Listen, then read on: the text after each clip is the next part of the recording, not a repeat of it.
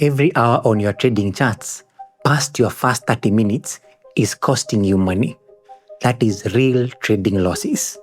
The traders who check once and close the laptop are avoiding a cost that you've been paying every day without realizing it.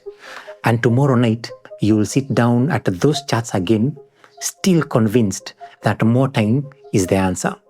Because by now, you can't separate that belief from dedication.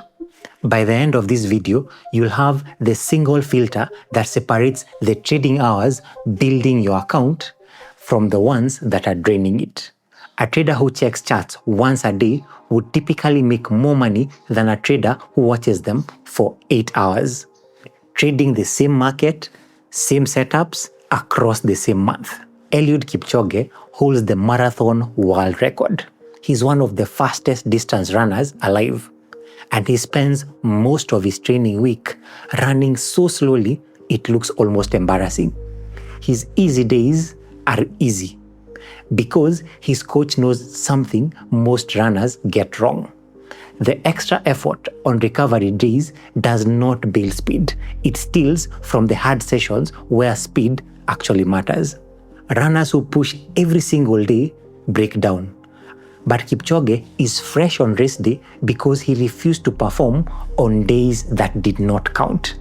Every extra hour that you spend at your trading charts steals from the 30 minutes that counted. And that's the activity tax. The activity tax works the same way every time. Those extra hours don't give you better information because the daily chart time frame said everything it had to say in your first 30 minutes. What the hours give you instead is more decisions, more chances to second guess a setup that was already clear or chase a move that was already gone. But in trading, decisions are not free. Every one you make is a chance to be wrong. And the numbers show it. The 30-minute trader makes 3 or 4 decisions a week. The 8-hour trader makes dozens, and their accounts reflect that gap. I personally don't watch charts for hours, and I stopped that habit years ago because that single decision changed my trading results more than any trading indicator ever did. You see, silence is the cheapest trading edge there is. So the activity tax is the cost and cutting screen time is the fix. Except those extra hours feel exactly like progress while they are happening. And that feeling is the reason most traders never stop paying. Your worst trading nights are not the ones where you lose money. They are the ones where you can't stop looking. For 8 months, I traded at midnight. The market opened for my time zone, and I convinced myself I needed to be there. One night stands out. 3 losing trades earlier that week, and I'm staring at my screen half past midnight, watching a trading candle form that I already know doesn't pass my rules. The house is silent. I keep scrolling between the same 2 charts that I had already checked. My eyes are open, but my brain clocked out hours ago after a full day at the bank. And the thought running through my head is, if I just get this one right, I'm back to where I started. So I take the trade. I know it doesn't qualify, but I take it anyway because sitting there doing nothing feels like falling further behind. And the result?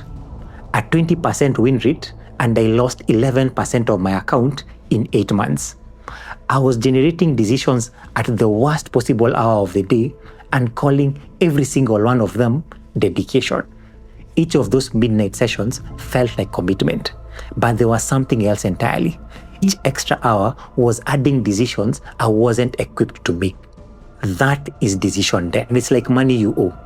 It compounds because one bad decision at midnight triggers another the next night when you are chasing what the first one cost you.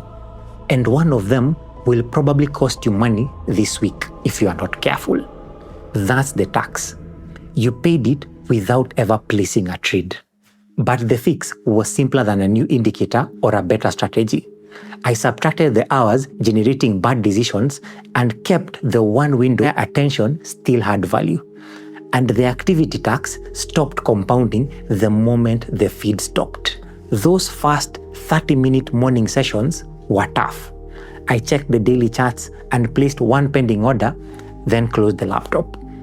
The silence felt wrong, like I was skipping something that I was supposed to do. But over the next few months, the account was steadier than it had been in months.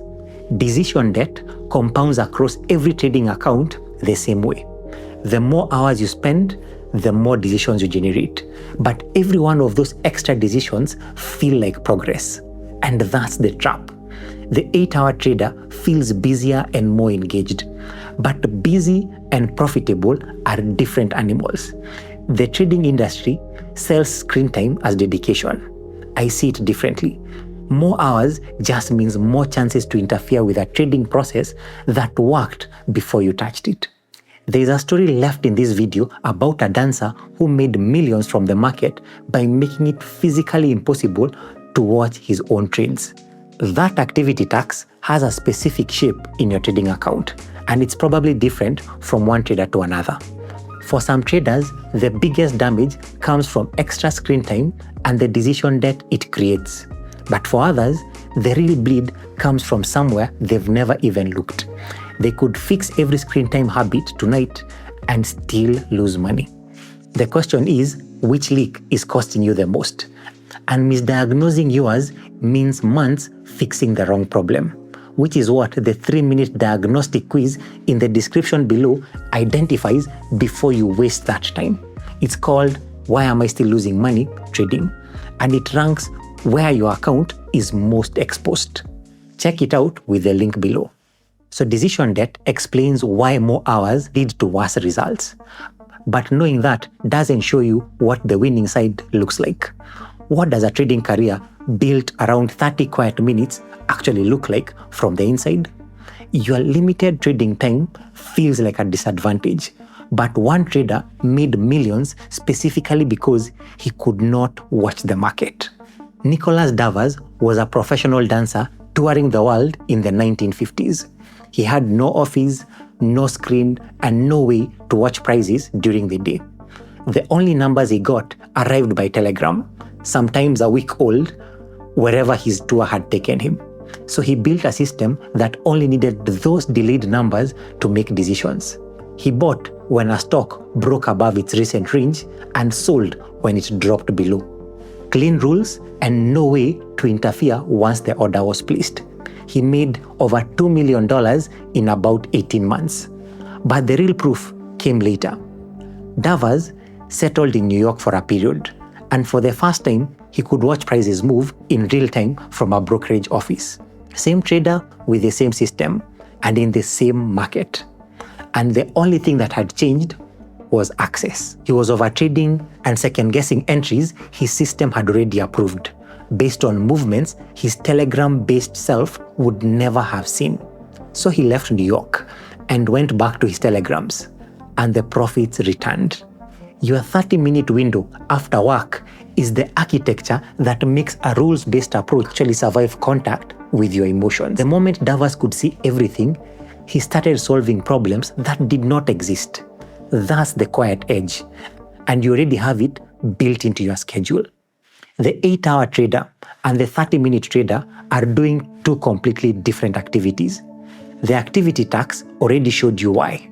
Every decision that lives outside of those first 30 minutes is a bill that arrives later. You've probably been told, maybe by yourself, that spending more time means caring more. That the trader who grinds longest deserves the best results. Now you've seen the opposite. The trader who walks away fast is the one whose account grows, because walking away is the last thing the activity tax can survive.